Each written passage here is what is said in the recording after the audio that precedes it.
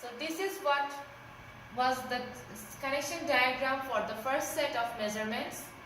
Now for the second set of measurements, we will just change the connection of ammeter and voltmeters.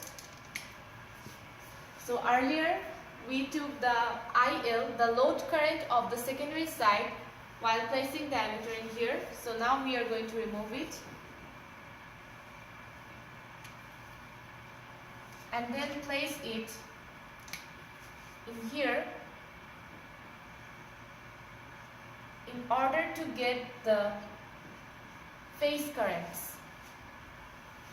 Similarly, for the primary side, we are removing the VL connections. So now we will connect the voltmeter in between V and N to get the phase voltage readings.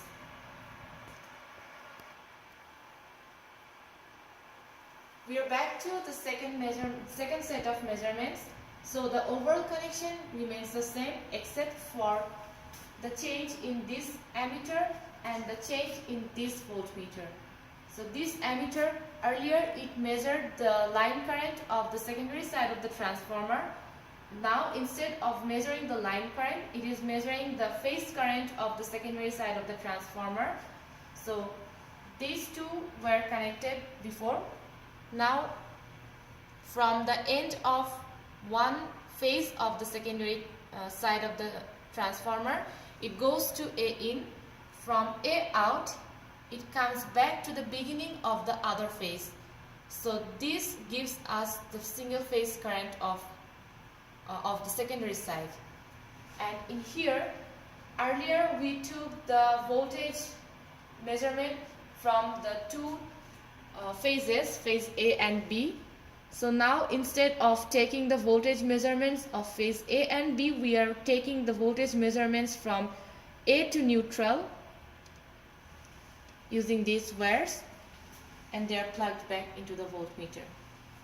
So this is the connection for the second set of measurements that we will be using.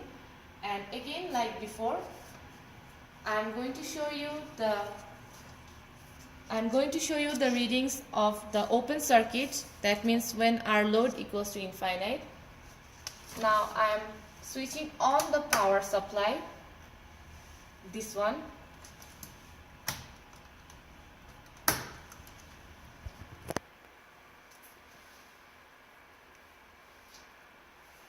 And now we can see the V phase of primary side, I line or I phase of the primary side, and the power of the primary side.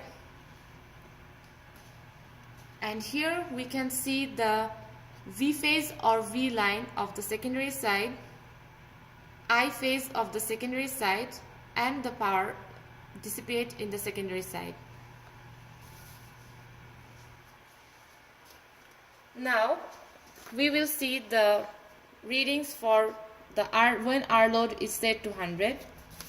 Again we will switch them on like this and then observe the readings in here.